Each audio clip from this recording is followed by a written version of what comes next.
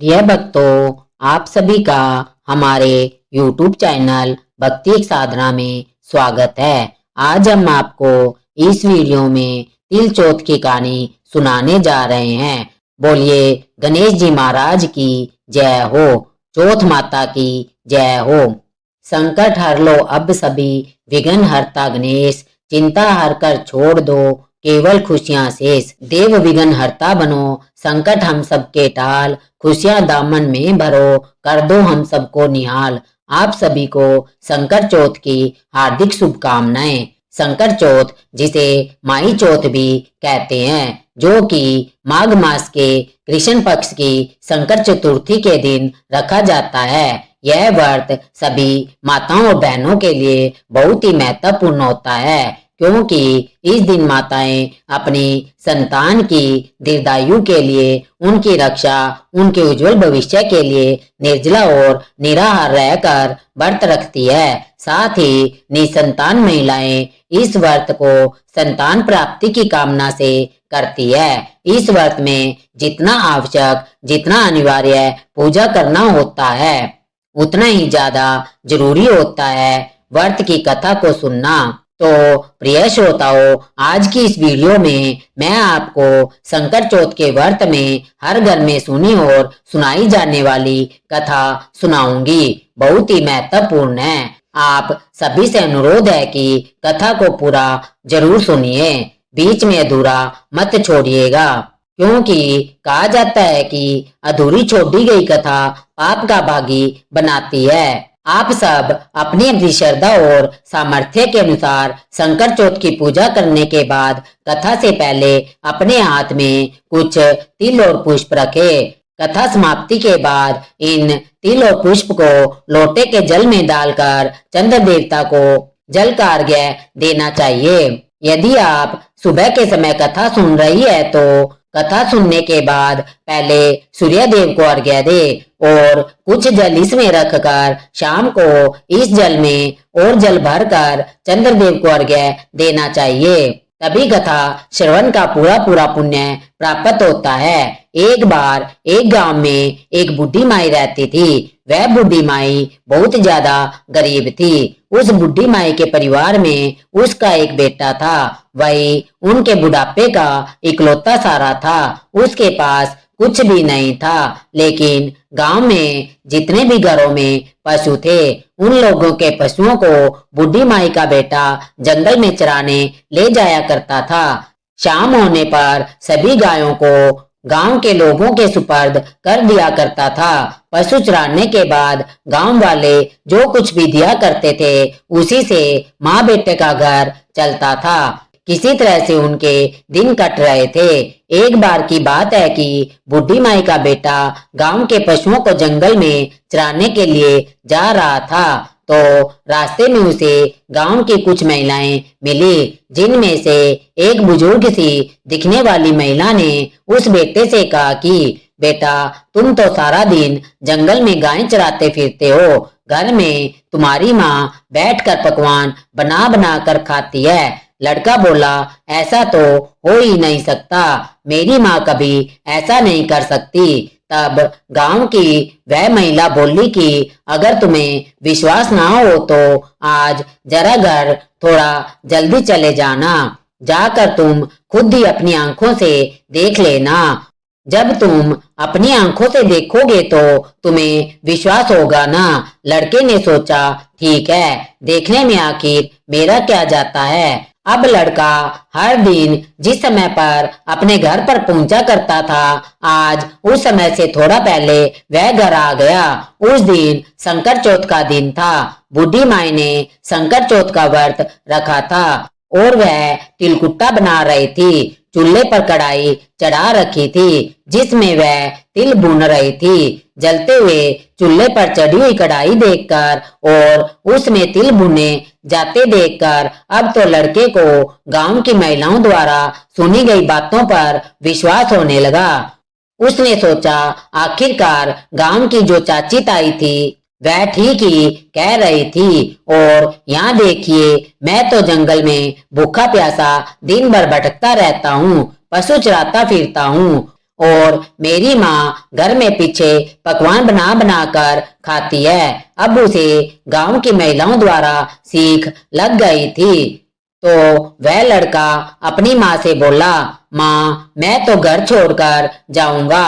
बूढ़ी माँ बोली, बेटा ऐसी क्या बात हुई जो तू ऐसी बात सोच रहा है और कह रहा है। बेटा बोला, मैं तो चला जाता हूँ जंगल में और देख रहा हूँ तुम मेरे पीछे पकवान बना बना कर खाती हो। मुझे खिलाना तो दूर तुम मुझे बताती तक नहीं। माँ अब मैं इस घर में नहीं रहूंगा, मैं तो जंगल में जाऊंगा। बुढ़िया माई ने अपने इकलौते बेटे को बहुत समझाया कि बेटा आज तो संकट चौथ का व्रत है, इसलिए तिलकुट्टा बना रही थी, लेकिन बेटा नहीं माना। बुढ़िया माई समझ गई कि जरूर इसे किसी ने सिखा पढ़ा दिया है और अब यह कहने से नहीं मानेगा। जब बेटा जाने लगा तो बुढ़िया माई ने बेटे से कहा कि बेटा यह ले शंकर चौथ व्रत के तिल है, इन्हें तुम अपने साथ लेकर जाओ और हाँ जब भी कभी तुम पर कोई मुसीबत आए तिल पूर के बैठ जाना और अगर मैं तुम्हारे नाम से व्रत करती होंगी तो तुम्हारी मुसीबत टल जाएगी। लड़के ने अपनी माँ का मन रखने के लिए हाथ में तिल ले लिए और वह घर छोड़कर चला गया। चलते चलते वह घने जंगल के पास पहुंच गया। वह जंगल के अंदर गया तो देखा सामने एक बहुत बड़ा खूंखार शेर खड़ा है। शेर ने रास्ता रोक लिया। लड़के ने सोचा, आज तो मेरा बचना बिल्कुल मुश्किल है, अब तो मुझे मरना ही है। अब वह मारे डर के कांपने लगा, थर थर कांप रहा था। और जब कोई व्यक्ति किसी मुसीबत में होता है तो डर के मारे सबसे पहले उस व्यक्ति को अपनी माँ की ही याद आती है। उस लड़के को भी अपनी माँ की याद आ गई। जैसे ही माँ की याद आई तो माँ की कही हुई बात भी याद आ गई कि बेटा जब भी कोई मुसीबत पड़े तो तिल पूर कर बैठ जाना। अब बेटे ने झट से अपनी जेब से तिल निकाले और पूर कर वहीं बैठ गया और कहने लगा, हे संकट चौथ माता, अगर मेरी माँ मेरे नाम से व्रत करती है तो यह शेर गाय बन जाए और यहाँ से चला जाए, नहीं तो आज तो मेरा मरना तय है। जैसे ही उस लड़के ने ऐसा कहा, देखते ही देखते संकट माता की कृपा से वह शेर गाय बनकर पूंछ हिलाता हुआ वहां से चला गया, क्योंकि बुढ़ी माई तो केवल अपने बेटे के नाम के ही व्रत करती थी। अब वह लड़का इधर जंगल में राम राम कहता हुआ आगे बढ़ा। थोड़ा आगे बढ़ा तो देखा एक बहुत बड़ी नदी रास्ते में उफान कर रही है। अब उसने सोचा कि अगर मैं नदी पार करूंगा तो मैं तो इतने गहरे पानी में डूब के मर जाऊंगा। एक तो नदी का भाव तेज है, ऊपर से तूफान भी आया हुआ है। अगर मैं यह नदी पार नहीं करता हूँ तो रात भी हो गई है। पीछे घना जंगल है और जंगल में रहने वाले जंगली जानवर तो मुझे निश्चित ही जिंदा नहीं छोड़ेंगे, मुझे कच्चा खा जाएंगे।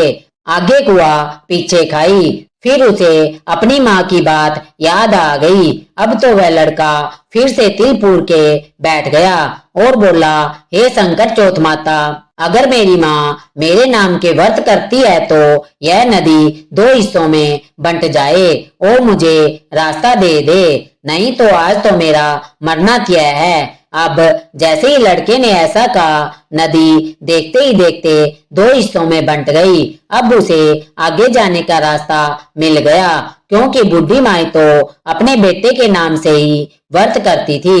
नदी पार करके वह दूसरी नगरी में पहुंच गया तो वहां उसने देखा कि एक बुढ़िया माई पुए बनाती जा रही है और आंखों से झरझर आंसू बहाकर रोती जा रही है। उसने इस तरह से पकवान बनाती और रोती हुई बुढ़ी माई को देखा तो पूछा, अरे माई, पुए बनाए जा रही हो, इसका मतलब तुम्हारे घर में कोई खुशी का माहौल है और साथ साथ तुम रो भी रही हो, तो जरूर तुम्हारे मन में कोई दुख भी है। अब मुझे बताओ यह खुशी और दुख एक साथ कैसे।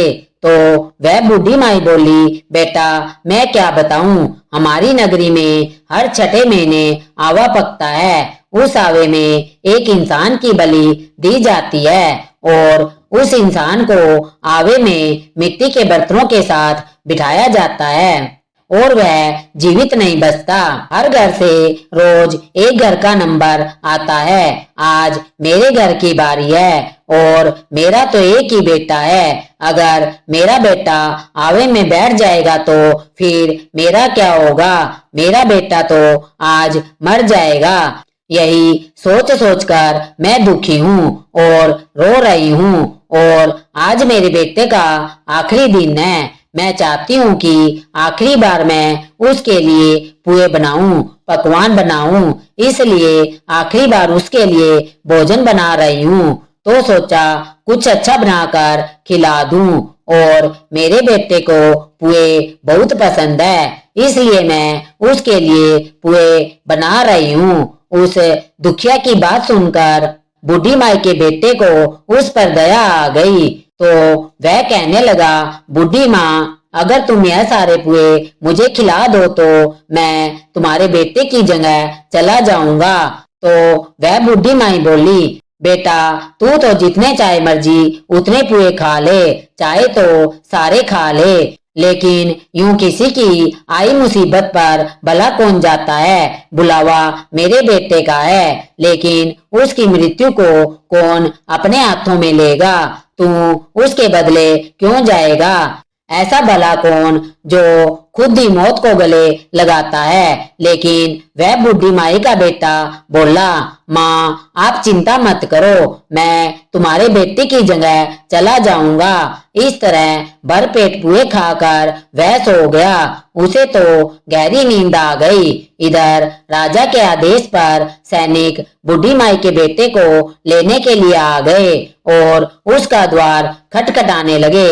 बूढ़ी माई ने जैसे ही आवाज सुनी तो वह दूसरे कमरे में सो रहे उस अजनबी लड़के के कमरे में गई और बाहर से दरवाजा कभी कुंडी कभी खिड़की खटखटाने लगती, लेकिन वह लड़का तो गहरी नींद में सोया हुआ था। आखिरकार बहुत देर तक खटखटाने के बाद वह लड़का उठकर बैठ गया और बोला, माई आ गए क्या लेने वाले।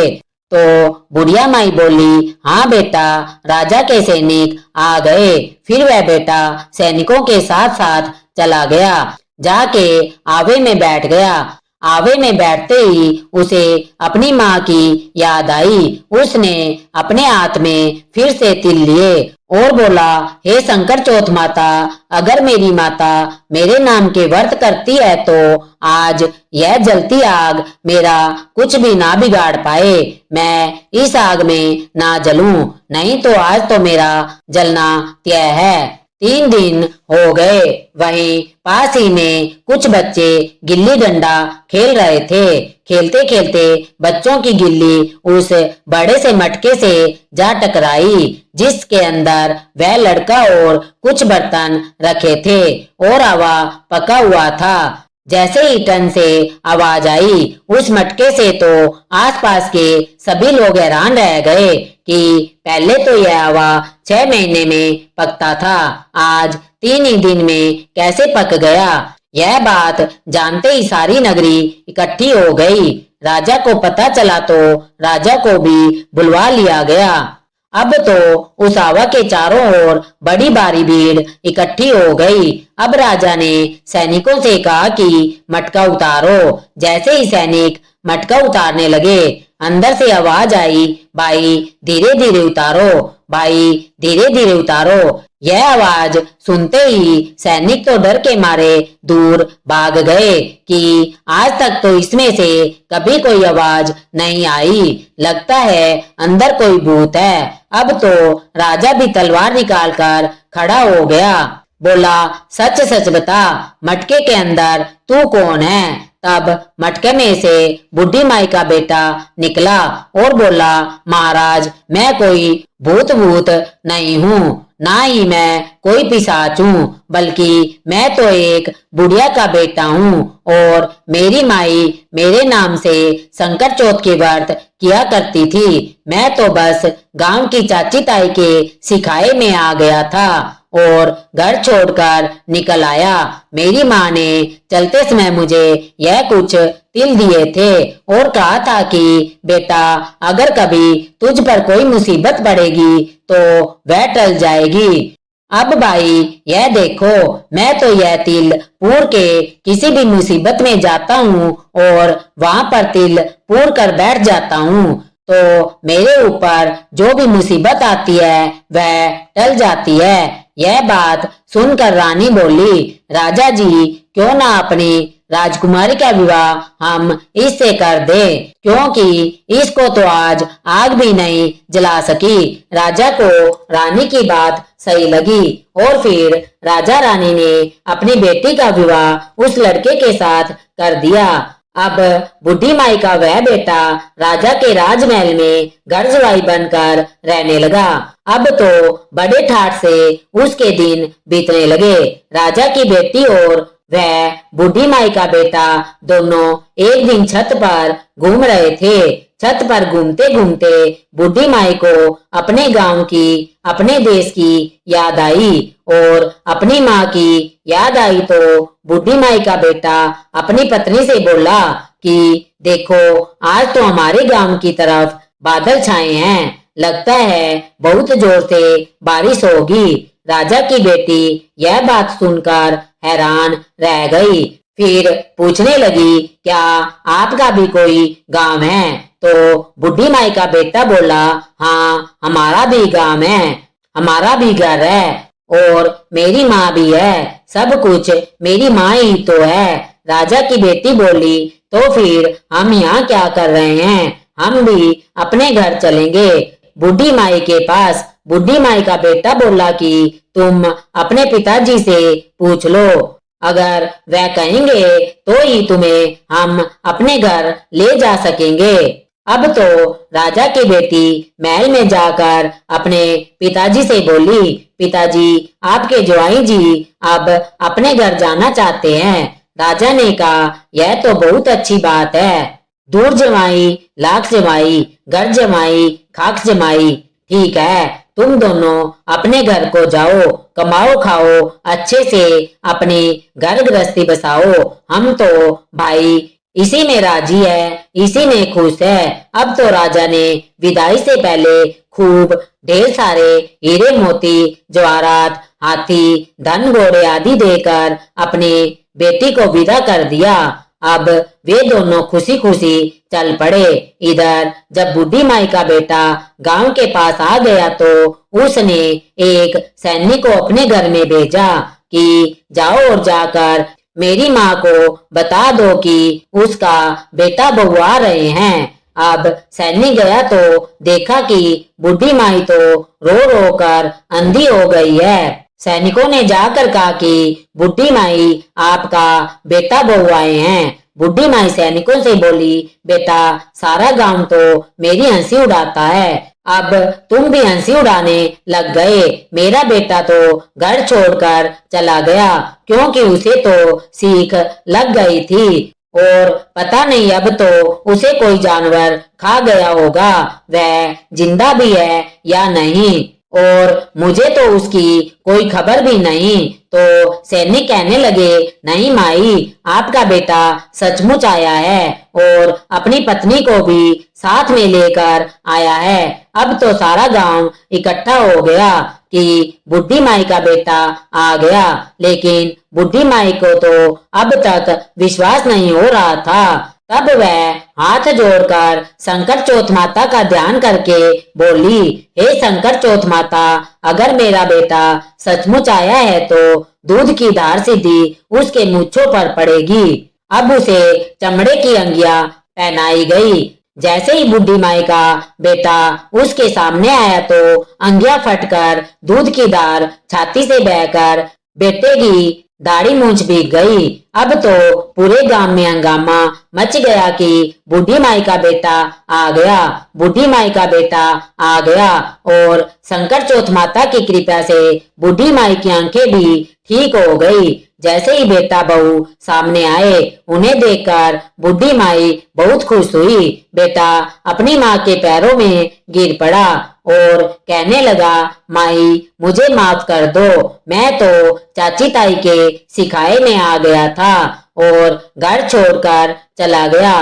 तुम तो मेरे नाम का ही व्रत करती थी और तुम्हारे दिए हुए तिल और चौथ माता ने ही हर मुसीबत में मेरी रक्षा की।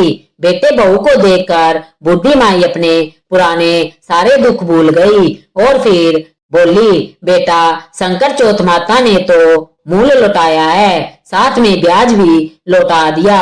अब तो बूढ़ी माई के ठाठ हो गए। बेटा बहू खूब मन लगाकर खुशी से बूढ़ी माई की सेवा करने लगे।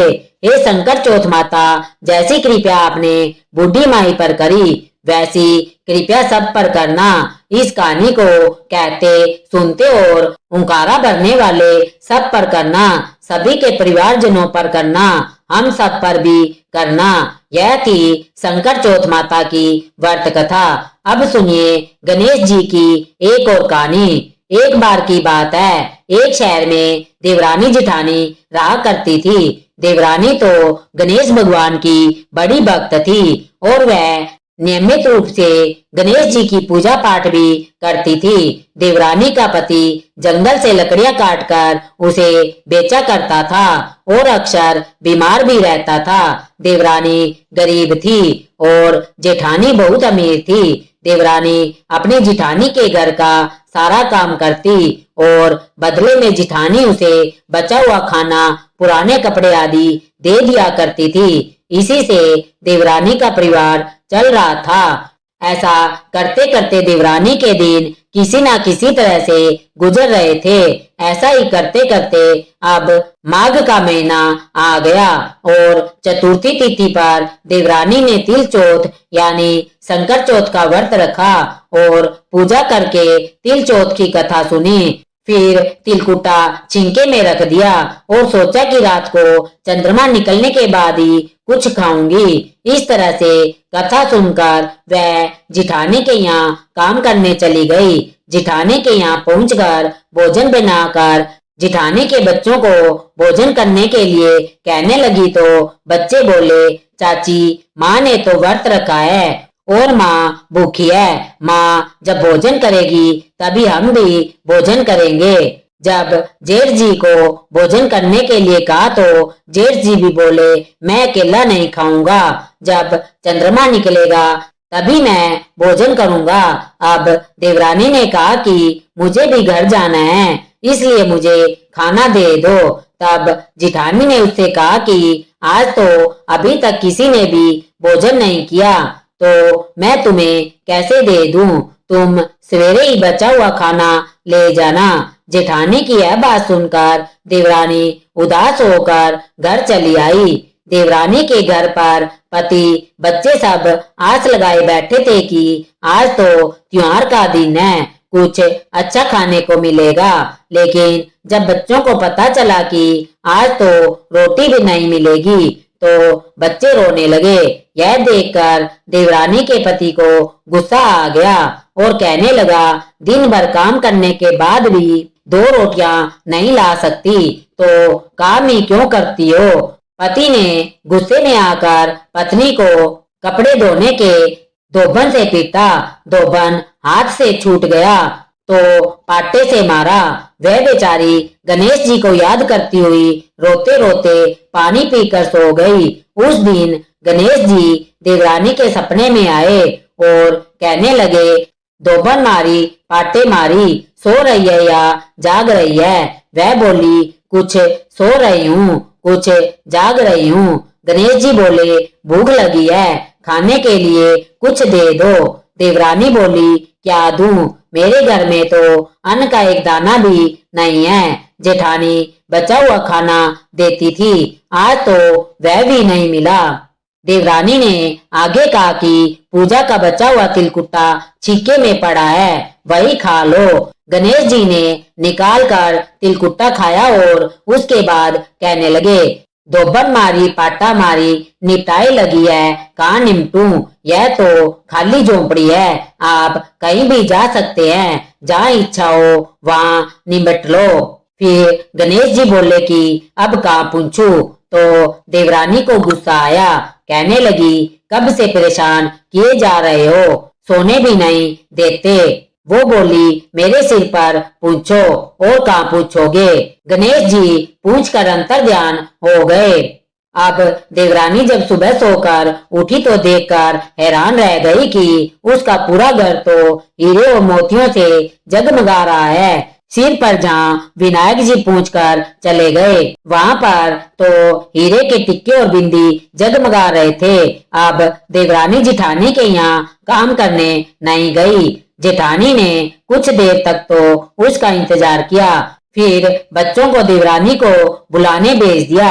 जिठानी ने सोचा कल खाना नहीं दिया था, इसलिए शायद देवरानी बुरा मान गई होगी, बच्चे बुला के लाओ। बच्चे बुलाने गए और बोले, चाची चलो, माँ ने बुलाया है, दुनिया में चाहे कोई मौका चूक जाए, पर देवरानी जिठानी आपस में कहने का कोई मौका नहीं छोड़ती।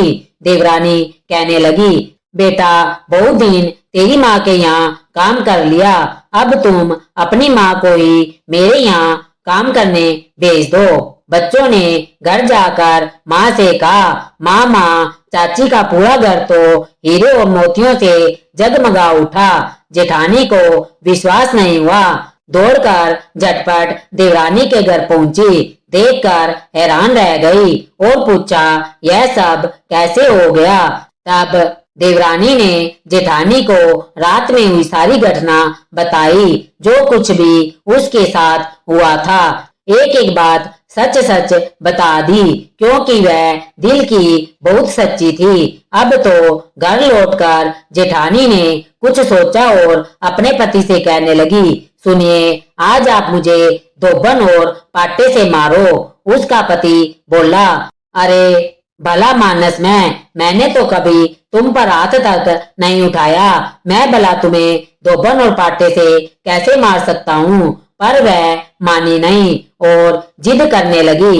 आखिरकार मजबूर होकर पति को उसे मारना पड़ा। मार खाने के बाद उसने ढेर सारा घी डालकर चूरमा बनाया और छिक्के में रखकर सो गई।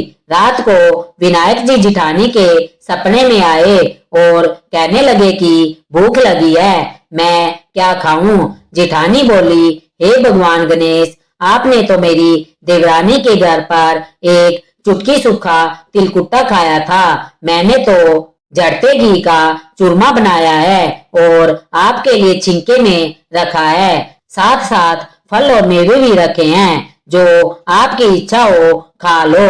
गणेश जी बोले, खा लिया, अब बताओ निमटू कहाँ। जिठानी बोली, उसके यहाँ तो टूटी हुई झोंपड़ी थी, मेरे यहाँ तो बहुत अच्छा महल है, जहाँ चाहो निमट सकते हो।